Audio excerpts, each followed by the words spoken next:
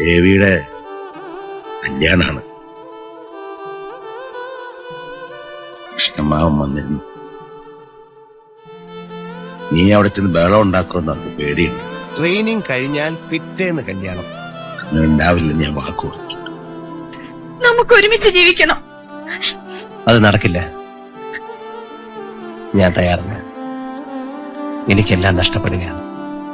നീ എനിക്ക് നഷ്ടപ്പെടണം. അല്ലെങ്കിൽ നീ എനിക്കൊരു ബാധ്യതയാവും. ബാധ്യതയോ?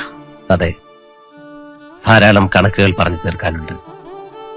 അതിനിടയിൽ ദേവിയെക്കുറിച്ച് ഞാൻ ചിന്തിക്കുന്നു. മാത്രമല്ല, ഇന്ന് നീ എന്റെ മനസ്സിലില്ല.